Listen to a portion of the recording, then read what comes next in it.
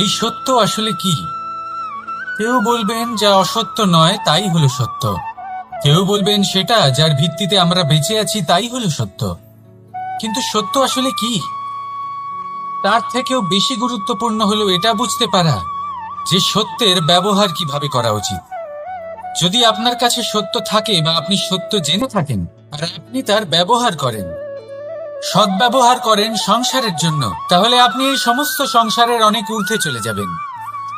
কিন্তু যদি আপনি সত্য জানেন আর তার দুর্ব্যবহার করেন, তাহলে আপনি সমস্ত সংসারের পক্ষে ক্ষতিকারক হয়ে উঠতে পারেন। তাই মনে রাখবেন, সত্য যতটাই কোমল, অর্ধ সত্য হলো ততটাই কঠোর। এই অর্ধ সত্য সমস্ত সংসারের বিনাশ ঘটাতে পারে। সেই জন্য জীবনে সত্যের বিষয়ে সম্পূর্ণ সত্য জানতে শিখুন। এ হলো অত্যন্ত গুরুত্বপূর্ণ। এই সত্য তার নিজস্ব দাবি হলো আপনি সাবধানে থাকুন।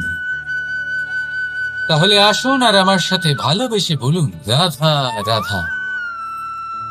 মানুষ বলেন প্রেমে অনেক শক্তি আছে, আর এটা সত্যিও বটে।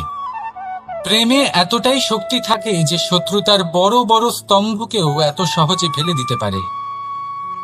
কিন্তু আপনি দেখে থাকবেন, যারা অধিক শক্তিশালী হন তারা দুই ধার সম্পন্ন তরোয়ালের মতো হন। কারণ এই প্রেম যদি আচরণে থাকে, মনে থাকে, বিচার বুদ্ধিতে থাকে, তাহলে তা শুভ হয়। এই প্রেম সৃজন করে। কিন্তু প্রেম যদি ব্যবসার অঙ্গ হয়, যদি এই প্রেমের ব্যবহার নিজের স্বার্থ, নিজের অহংকারের জন্য করা হয়, তাহলে তা সংসারের বিনাশ ঘটাতে পারে। রাধা প্রেমের ব্যবহার করেছে শাম্বের কারণে, আর শাম্ব সেই প্রেমের ব্যবহার করেছে নিজের অহংকার, নিজের স্বার্থ সিদ্ধির জন্য। শেষ পর্যন্ত ক্ষতি শাম্বের হলো না, হলো প্রেমে। তাই মনের মধ্যে প্রেম ভাব অবশ্যই রাখুন, নিজের আচরণেও প্রেম ভাব বজায় রাখুন। কিন্তু সতর্কও থাকবেন, আপনার এই প্রেম, একে নিয়ে কেউ ব্যবসা না করে ফেলেন। আসুন আর এই ভালোবাসার সাথেই বলুন, রাধা রাধা। পঞ্চমহাভূত জীবন রচনায় এর অবদান অনস্বীকার্য। এই পঞ্চমহাভূত আসলে কি? জল, বায়ু, অগ্নি, মাটি আর আকাশ।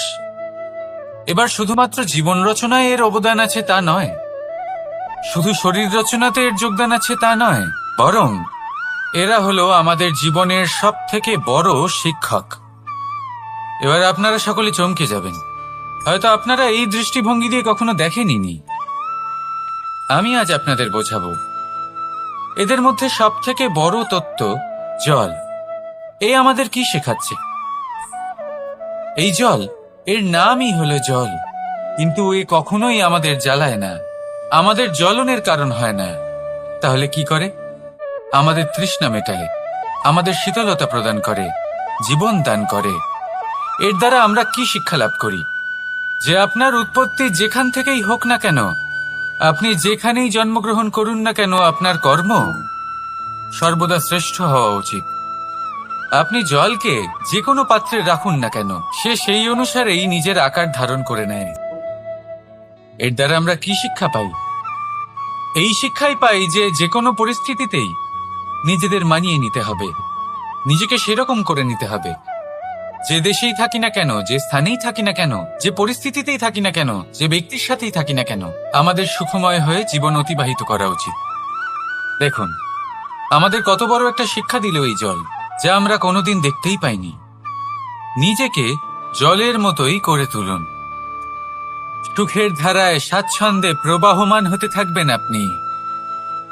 নিজের আকারকে ভেঙে ফেলুন, নিজের সীমা লঙ্ঘন করুন। আপনি অবশ্যই একদিন মহানুভবতা অনুভব করবেন। তাহলে আসুন আর আমার সাথে ভালোবেসে বলুন, রাধা রাধা।